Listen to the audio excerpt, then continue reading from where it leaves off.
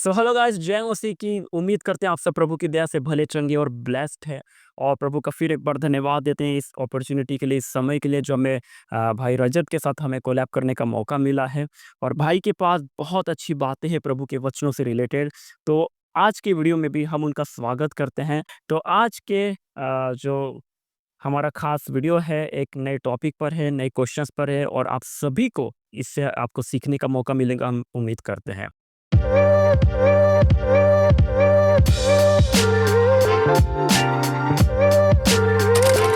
तो दोस्तों, हम आगे बढ़ेंगे आज के सवाल जवाब की ओर, और आज के पॉडकास्ट को हम कंटिन्यू करेंगे। और बहुत इंटरेस्टिंग आज के क्वेश्चंस रहेंगे, और ब्रदर जो है उसे आंसर करेंगे। तो ज़रूर अंत तक देखिएगा, क्योंकि हर एक सवाल का जवाब आपको मिलने वाला है। और गुड फ्राइडे भी जो है नज़दीक आ रहा है, जिस दिन यीशु मसीह हमारे लिए मारे गए। और उसी से रिलेटेड जो है आज के हमारे क्वेश्चंस रहेंगे, जो अक्सर लोगों के भी जो सवाल होते हैं, और उन्हीं को आज हम ब्रदर से पूछेंगे और वो उसे आंसर करेंगे। हम अपने क्वेश्चंस की ओर बढ़ते हैं, और हमारा पहला क्वेश्चन जो कईयों के मन में ये क्वेश्चन होता है कि why did Jesus have to die. जय मसीह की अर्पित भाई, बहुत-बहुत धन्यवाद करता हूँ आपका और सच्चाई पॉडकास्ट का मुझे फिर से निमंत्रण देने के लिए। और प्रभु का धन्यवाद हो आज के दिन के लिए। और बहुत ही अच्छा सवाल आपने पूछा कि क्यों यीशु को आना पड़ा, यीशु को क्यों मरना पड़ा। तो तो बाइबल बाइबल हमें हमें बहुत सारे आंसर तो नहीं देती है इस सवाल के, पर एक ही आंसर बाइबल हमें बता रही है कि यीशु को क्यों आना पड़ा। जैसा हम बाइबल में पढ़ते हैं उत्पत्ति की किताब में कि किस तरीके से परमेश्वर ने इस पूरी दुनिया को, इस पूरे ब्रह्मांड को, इस पूरी सृष्टि को बनाया, आपको और मुझे बनाया। और हर एक जीवित चीज़, हर एक जो भी सृष्टि है परमेश्वर ने जो बनाई, वो सिर्फ़ और सिर्फ़ परमेश्वर ने बनाई अपने लिए, अब उस ताकि उसको महिमा मिले। और उसी तरीके से उसने इस मनुष्य को बनाया, जिसको जिसको मैं और आप या आदम और हवा के रूप में जाना जाता है, कि परमेश्वर ने सभी बातों को अपनी महिमा के लिए बनाया। और हम ये देखते हैं उत्पत्ति की किताब में कि किस तरीके से पहले मनुष्य ने यानी आदम और हवा ने पाप किया और वो परमेश्वर से अलग हो गए।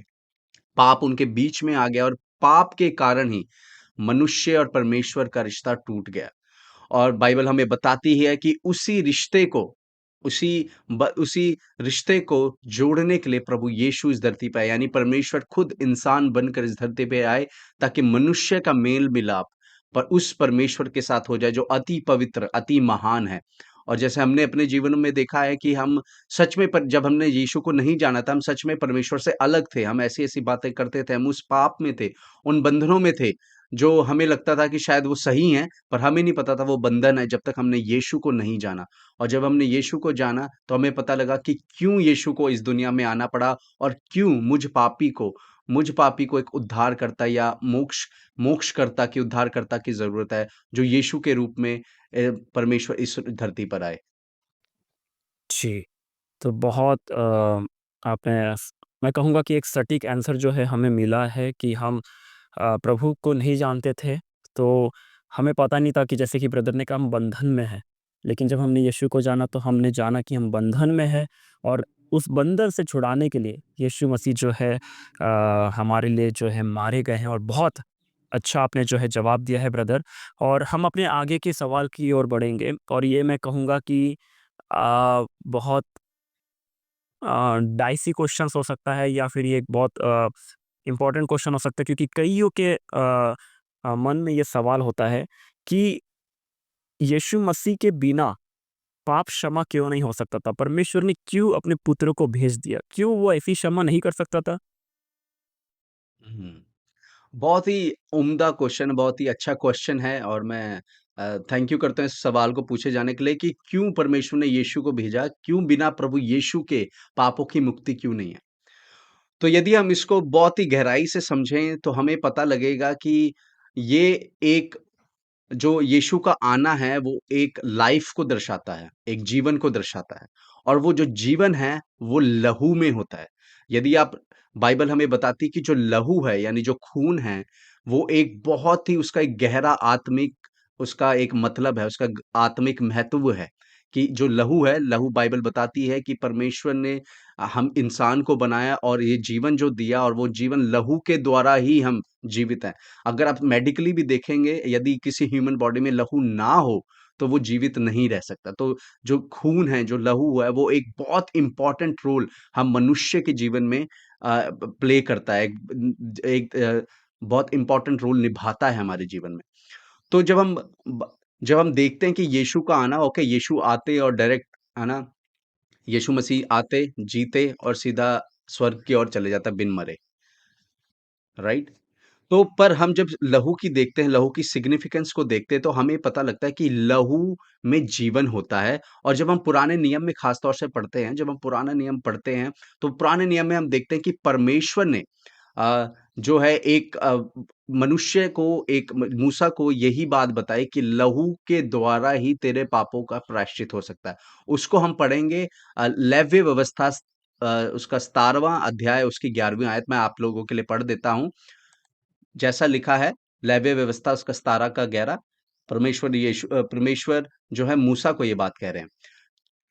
क्योंकि शरीर का प्राण लहू में रहता है और उसको मैंने तुम लोगों को वेदी पर चढ़ाने के लिए दिया है कि तुम्हारे प्राणों के लिए प्रायश्चित किया जाए, क्योंकि प्राण के कारण लहू ही से प्रायश्चित होता है। तो ये हमें बात समझ आती है कि जो प्रायश्चित है वो लहू के ही द्वारा होता है। मतलब जब तक कोई व्यक्ति अपनी जान ना देते, हम उस पाप के बंधन से मुक्त नहीं हो सकते। तो ये भी जो आइडिया है, मुझे लगता है, और जो बाइबल हमें बताती है कि जो लहू के द्वारा ही फॉरगिवनेस ऑफ सिन है, पापों की क्षमा है, ये आइडिया मनुष्य का नहीं है, ये आइडिया परमेश्वर का है। ठीक, तो इसी का हम, अगर हम इसको मैं और गहराई से जाएँ, यदि हम उत्पत्ति 1 उत्पत्ति में पढ़ते हैं, जब परमेश्वर ने आदम और हव्वा को बनाया और आदम और हव्वा ने परमेश्वर के खिलाफ जब वो पाप किया, तो परमेश्वर ने सबसे पहला कार्य किया कि एक जानवर को मारकर उसकी स्किन उनको दे दी, ताकि वो जो निवस्त्र थे, जो नंगे थे, वो ढक जाएँ। तो इससे हमें समझ आती है कि परमेश्वर ने ही ये पहल की है कि जो लहू का बहाया जाना है वो हमारे पापों के लिए, पापों की क्षमा है, हमें परमेश्वर से मेल मिलाप के लिए जो है एक रास्ता उसने दिया है। तो हम जब प्रभु यीशु का बलिदान देखते हैं, हम देखते हैं कि उसने पुराने नियम के सारे बलिदानों की पूर्ति, सारे बलिदान जो आप अब लेवी व्यवस्था पढ़ेंगे, पुराने नियम पढ़ेंगे, आपको लगेगा पढ़ेंगे, इतने सारे बलिदान है, इतने तरीके से परमेश्वर ने उन्हें समझाया कि तुम्हें ये करना है, तुम्हें ये नहीं करना है, तुम्हें पापों से अगर मुक्त रहना है, तो तुम्हें साल में एक बारी किसी मेमने को लेके आना है जो निष्कलंक हो, जिसपे कोई दाग ना हो, एकदम साफ सफेद हो, उसके लहू के द्वारा ही तुम शुद्ध किए जाओगे। और उसी को हम देखते हैं प्रभु यीशु, जो बिल्कुल निर्दोष थे, जिन्होंने कभी पाप नहीं किया, जो पाप को जानते ही नहीं थे। पहला कुरिन्थियों 5:21 में लिखा है या 5:17 में लिखा है कि परमेश्वर ने उसको पाप बनाया जो पाप को जानता ही नहीं था। तो उस परमेश्वर ने उस प्रभु यीशु को उस लहू के द्वारा, उसके मारे जाने से, इस मनुष्य को, जो मैं हूँ या आप हो, ये पूरी मानव जाति, उसके लहू से ही शुद्ध ठहरे, उसी लहू के द्वारा ही हम पापों से मुक्त हुए हैं। और सिर्फ पापों से मुक्त नहीं, बल्कि हमने मृत्यु पर भी जय पाई है उस लहू के द्वारा। और उस लहू ने ही हमें परमेश्वर से मेल मिलाप कराया। तो ये कितना ही अद्भुत है कि अब मुझे किसी किसी बलिदान को देने की ज़रूरत नहीं है, या मुझे परमेश्वर से मेल मिलाप के लिए किसी बलिदान को देने की ज़रूरत नहीं है। पर वो सिर्फ़ और सिर्फ़ यीशु के लहू बहाए जाने से, जिसमें जीवन है, वो लहू का जो सिग्निफिकेंस है, वो हम मसीहों को जानना बहुत ज़रूरी है। और जो गैर मसीह, जो यीशु को नहीं जानते, उनको भी ये जानना ज़रूरी है कि वो जो बलिदान है, जो यीशु के लहू के द्वारा हुआ, जो यीशु ने बहाया, वो सिर्फ़ एक सिंपल बलिदान नहीं है, वो सिंपल खून नहीं है जो बह गया, जो हमारे को चाकू से कट लग जाता है, वो नहीं है। वो उसने उन सभी पापों को, जो हमारे पाप थे, अपने ऊपर लिया, उस लहू को बहाया, उस जीवन को दिया, ताकि आप और मैं पापों की क्षमा पा सकें, ताकि हम उस परमेश्वर के सामने निर्दोष ठहर सकें, क्योंकि यीशु ने वो लहू बहाया है। जी, वाह! Amazing, amazing. हाँ, ब्रदर आगे का मेरा ये क्वेश्चन है कि देखिए यीशु मसीह ने हमारे लहू बहाए और बहुत मैं कहूँगा कि एक अमेज़िंग आंसर, तो ऑसम आंसर था ये। अ जो यीशु मसीह ने हमारे लिए क्रूस पर अपने आप को जान दिया, ठीक है? क्योंकि पहले हम देखते हैं कि क्रूस उन लोगों के लिए होता था जो गलती करता था, जो गुनाह करता था, उन्हें क्रूस पर चढ़ाया जाता था।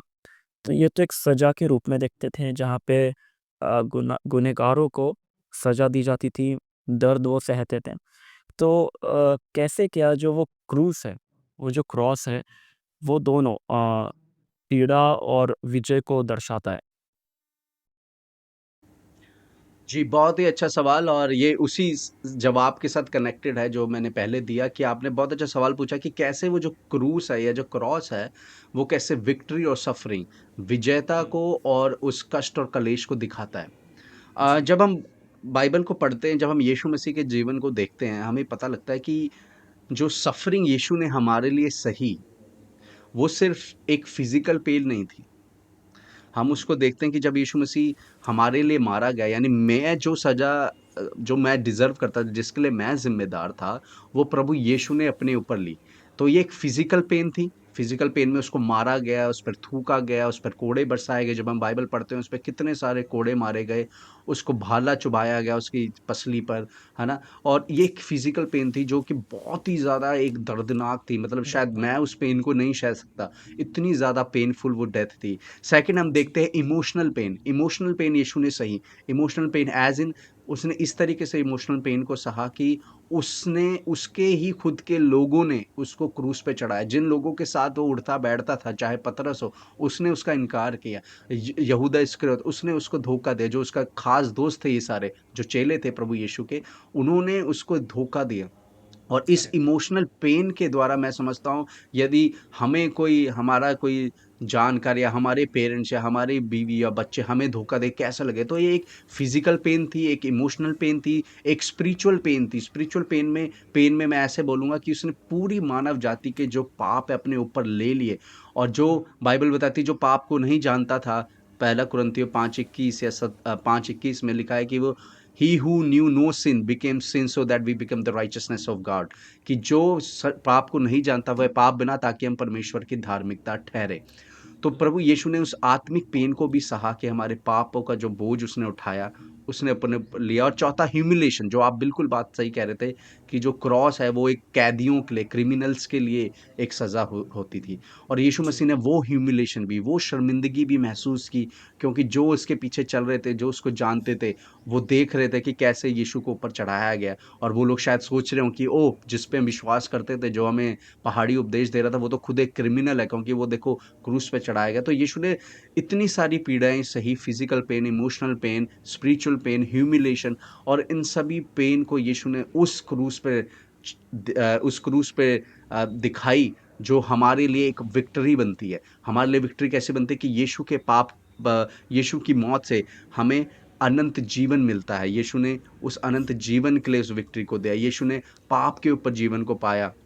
हुँ, यीशु ने पाप के ऊपर विजय को पाया। यीशु ने हमें मृत्यु के बंधन से छुड़ाया। बाइबल बताती है हमें कि हम सभी पापी हैं और वेजेस ऑफ जी, सिन इज़ डेथ। रोमन्स में पढ़ते हैं, रोमियो की पुस्तक में, कि बाइबल यस, बताती है कि पाप की मज़दूरी मृत्यु है। उस मृत्यु मृत्यु है। को जो मैंने और आपने सहनी थी, और वो मृत्यु फिज़िकल डेथ नहीं है। वो जी, जी, फिजिकल डेथ की बात नहीं कर रहा है ना? तो वो करेक्ट, फिजिकल डेथ के बजाय एक आत्मिक डेथ, जो इटर्नल अनंत की जो मृत्यु है उसकी बात कर रहा है। और वो अनंत की मृत्यु जिसको हम नर्क बोलते हैं, हेल बोलते हैं, उसकी बात कर रहा है। परमेश्वर ने, यीशु ने उस नर्क के जीवन से हमें बचा लिया, उसके ऊपर हमें विक्ट्री दी। और हम ये देखते हैं कि यीशु ने हमें अपने उस दुःख सहने से, जो उसने क्रूस पर दुःख सहा, उससे हमें हुँ, परमेश्वर के से मेल मिलाप करवाया। जो खुद एक निर्दोष था, उसने, यीशु ने खुद अपने अपने प्राण देकर हमें फिर से परमेश्वर से मिलाया है। और हमें इस बात की श्योरिटी दी है, इस बात की हमें अश्योरेंस दिया है कि हम यदि उस पे विश्वास करेंगे तो हम वो अनंत जीवन पाएँगे, जस्ट बिकॉज़ कि वो हमारे पापों के लिए मारा गया है। और सफ़रिंग, यीशु ने जो सफ़रिंग हमारे लिए सही है, वो बिल्कुल ही मैं बोलूँगा कि बहुत ही ज़्यादा एक ही बहुत उम्दा चीज़ यीशु ने की, वो जो सफ़रिंग हमारे लिए, हमारे पापों को अपने ऊपर लिया है। और यीशु ने ये कहा कि जो सफ़रिंग मैंने की है, पहला पतरस जब हम पढ़ते हैं उसमें लिखा है कि तुम भी मेरे कारण सताए जाओगे, कि तुम भी उस सफ़रिंग का हिस्सा बनोगे। इसलिए भाई आज हम भारत में या भारत के अलावा और देशों में देखते हैं कि कैसे मसीहों पे सताव हो रहा है, जस्ट बिकॉज़ वो यीशु पे विश्वास करते हैं। वो इस बात पे विश्वास करते हैं मसीह लोग कि यीशु हमारे पापों के लिए मारा गया, और इसी बात के लिए हम पर ताड़ना दी जाती है और हम लोगों को सताया और मारा जाता है। तो मैं बोलूँगा कि जो ये क्रूस है, ये बहुत ही अद्भुत है और हर किसी को इसका महत्व जानना चाहिए कि उस क्रूस के बिना ना हमें विजय मिल सकती थी, ना हमें हमारे इटर्नल सफ़रिंग, जो हमारे अनंत की दुःख और पीड़ा, उससे मुक्ति मिल सकती थी। पर यीशु ने उन दोनों चीज़ों को उस क्रूस पे किया, ताकि आप और मैं बचाए जाएँ, परमेश्वर से मेल-मिलाप कराया जाए। सही बात कहा आपने। तो उम्मीद करते हैं आप सभी को इस सवाल का भी जवाब जो है मिल गया होगा।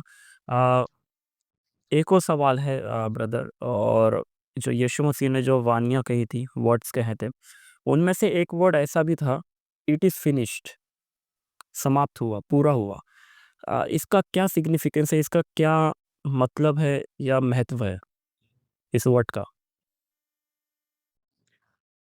जी, यीशु मसीह ने यूहन्ना रचित सुसमाचार उसके 19वें अध्याय और 30वें आयत में, जब यीशु मसीह क्रूस पर थे और उनके आखिरी शब्दों में से एक शब्द था, इट इज़ फिनिश्ड, कि अब खत्म हुआ या अब समाप्त हुआ। तो यदि हम इसका ग्रीक वर्ड हम देखेंगे, उस ग्रीक वर्ड में इसका मतलब है कि पेड इन फुल या फुली पेड, यानी पूरा जो दाम है या जो कर्ज़ है वो चुकाया गया है। तो जब हाँ, तो यीशु ने जब इन बातों को बोला तो बहुत सारे स्कॉलर्स का अलग-अलग एक इसके ऊपर अपनी अपनी टिप्पणी है, अलग-अलग इंटरप्रिटेशंस हैं। पर वन ऑफ द जो फेमस इंटरप्रिटेशन और जिससे हम शायद काफ़ी लोग एग्री करते हैं, क्योंकि इसका जो ग्रीक वर्ड है उसका मतलब है फुली पेड, यानी उसका दाम चुकाया गया है। तो यीशु, मुझे लगता है इन बातों को वो कह रहे हैं कि जो पुराने नियम की जितनी भी प्रोफेसीज़ थी यीशु को लेके, इट इज़ फुलफिल्ड, वो एक फुलफिल हो चुकी हैं।